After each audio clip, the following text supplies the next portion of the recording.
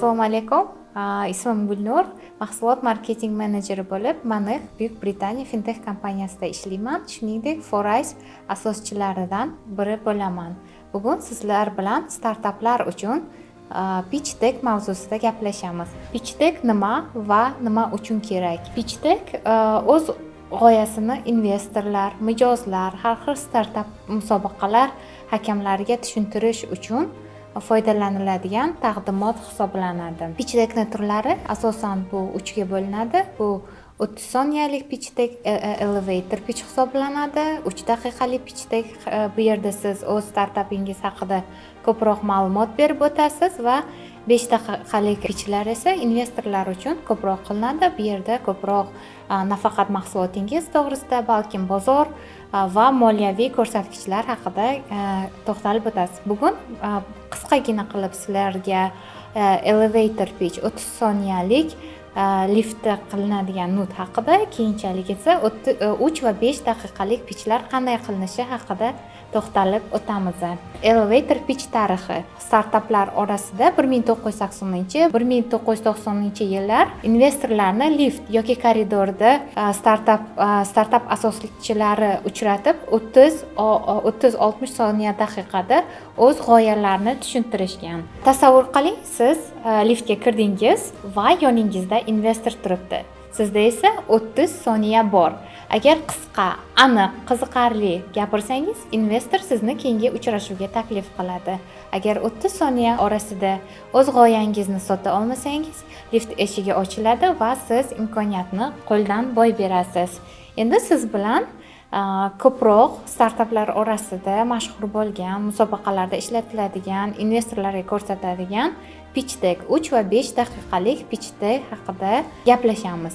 Asosan pitch decklar 7 qismdan iborat bo'ladi. Bu sarlavha va bir jumla, ya'ni bir jumla bu startapingizni nima qilishi haqida to'xtalib o'tishingiz. Keyin siz muammo, yechim, bozor hajmi, sizning traction, ya'ni dastlabki natijalaringiz hamda raqobat va jamoa haqida to'xtalib o'tasiz. Hozir siz bilan pitch deckning birinchi qismi bir jumla, ya'ni one liner haqida to'xtalib o'tamiz. One liner bu startapingizni bir jumla bilan nima qilishi, kim uchunligini aytib berishingiz kerak. Misol uchun, biz o'quvchilar uchun ishlatilgan kitoblarni sotib olish uchun yordam beradigan ilovamiz. Kim uchun? O'quvchilar uchun. Nima uchun biz bu platforma ilovani ishlatamiz? Ishlatilgan kitoblarni sotish va sotib olishni osonlashtirish uchun. Qisqagina startapingiz nima qilishini birinchi 5-6 soniyada aytib berishingiz kerak. Keyingi qismida esa siz muammoga to'xtalib o'tishingiz kerak. Chunki startaplarni yaratilishidan birinchi maqsad siz bozordagi muammoni yechishingiz kerak. Lekin muammo qanchalik, agar bu muammo faqat sizda uchrasa, bu startap yaratish uchun katta sabab bo'la olmaydi. Shuning uchun siz investorlarga raqamlarni ko'rsatishingiz kerak. Qancha insonlar shu muammoga duch kelyapti. Boyagi bizning misolimizda kitob sotib olish platformasida o'quvchilarning 70% kitoblarni qimmat narxda sotib oladi. Shuning uchun ularda ishlatilgan kitoblarga ehtiyoj katta. Yoki 10 ta o'quvchidan 8 tasi kitobni faqat do'stlari orqali sotib oladi, chunki ular boshqa platformalarga ishonmaydi. Yoki onlayn kitob sotmoqchi bo'lganlar uchun qulay platforma yo'q. Siz muammoni har doim raqamlar bilan ko'rsatishingiz kerak, chunki muammo bir kishida bo'lsa, bu uchun startap yaratishni hech hojati yo'q. Shuning uchun har doim qaysidir raqamlarni ochiq ma'lumotlardan topasizmi yoki so'rovnoma o'tkazasizmi, statistikalarni ko'rsatsangiz, o'shanda bu muammoni kattaligi, u uchun nega kuch sarflayotganingizni ko'rsatsangiz bo'ladi. Endi har bitta muammoyingizga siz yechim keltirishingiz kerak. Ya'ni sizni platformangiz qanday muammoni hal qilyapti? Yana boshida to'xtalib o'tgan misolimizga qaytadigan bo'lsak, bu oddiy ilova orqali kitob sotish va sotib olishni osonlashtirish va ko'pchilik tashqi ilovalarga yoki boshqa do'konlarga masalan ishonmaydi. Shuning uchun tezkor to'lov va ishonchli foydalanuvchilar. Endi startapimizni pitch deckimiz, ya'ni taqdimotimizning 4-qismi siz bozor hajmi to'g'risida to'xtalib o'tishingiz kerak. Qanchalik bozor katta, ya'ni qanchalik bu investorlarni qiziqtira oladi. Qancha bozor katta bo'lsa, investorlarning ham, sizning ham daromadingiz va startapingizni keyinchalik rivojlanib borishi uchun raqamlar bo'ladi. Ya'ni bozor hajmi. Masalan, maktab va universitetlar yiliga 100 mingdan ortiq kitob xarid qiladi. Bu bozor hajmi. Biz hozir buni kichkina, masalan, O'zbekiston miqyosida ko'rishimiz ham mumkin. Umuman bozor hajmi bu jahon miqyosidagi raqamlardan ham olinadi. Endi biz to'xtalib o'tamiz. O'zbekiston miqyosida 60% o'quvchi ikkinchi qo'l kitob sotib olishni xohlaydi va mahalliy bozorning hajmi, bitta shaharni oladigan bo'lsak, Toshkent shahri misolida bu 1 milliard so'mdan ortiq kitobga mablag' ajratiladi. Endi siz bozor haqida to'xtalib o'tdingiz, platformangiz haqida gapirib berdingiz, qanday muammoni, qanday uni yechimlari haqida gapirdingiz. Endi investorlarga keyingi qiziqarli bo'ladigan savol, sizni dastlabki natijangiz nima? Agar platformangiz yo'lga tushgan bo'lsa, bu eng yaxshi traction natija bu pul. Masalan, ilovamiz 5000 foydalanuvchi yig'di.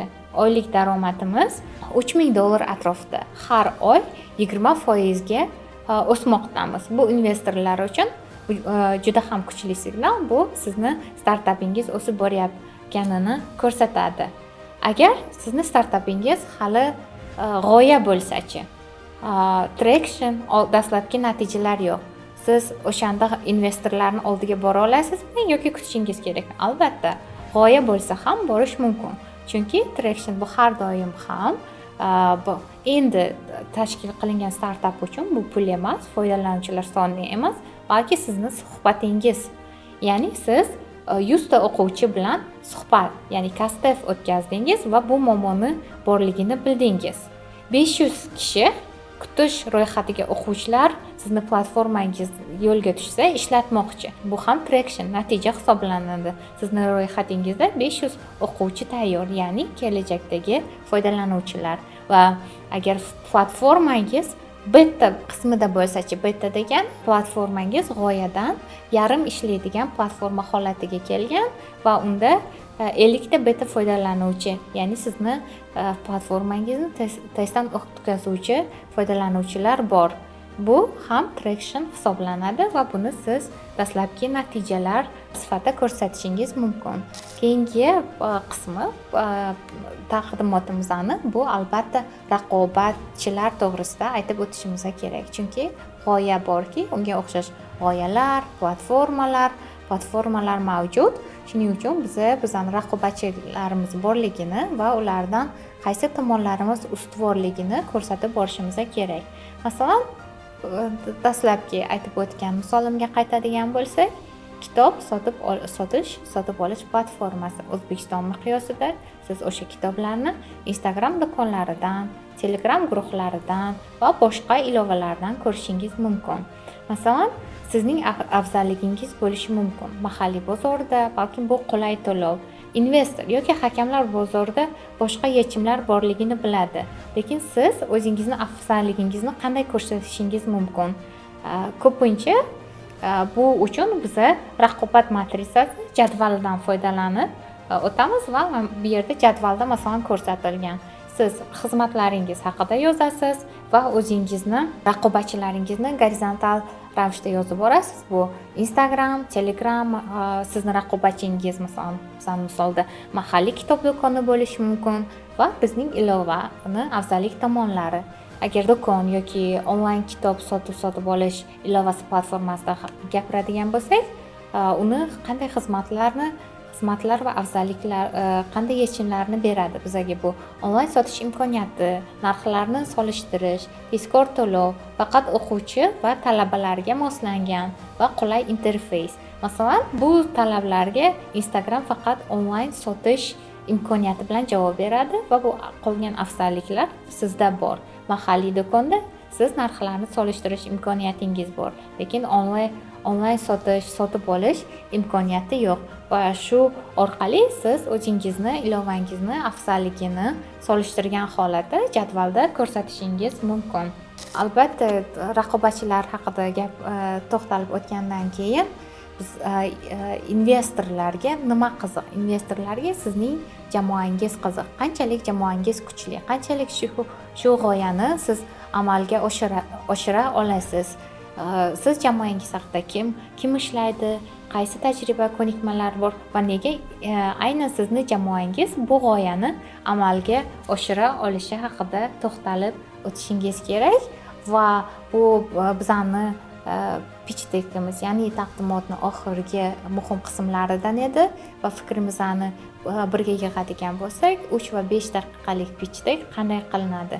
Oddiy va qisqa bo'ling. Tinglovchilar vaqtini hurmat qiling. Sizga 3 daqiqa berildimi, 3 daqiqadan oshmang. 5 daqiqa berildimi, 5 daqiqadan oshmang. 5 daqiqalik taqdimotlar bu 10-12 sahifalik taqdimot bo'ladi. Shuning uchun harakat qiling bu sahifalardan oshmaslikka. Oddiy so'zlardan foydalaning. Tushunarli gapiring. Pitch deckda juda ham ko'p matn kerak emas. Eng muhim narsa siz qanday o'zingizni, hikoyangizni aytib berishingiz va ko'proq mashq qiling va sizni pitch deckingiz tabiiy chiqadi. Barchangizga rahmat va bu kelajakda startap boshlamoqchi bo'lsangiz omad tilab qolaman.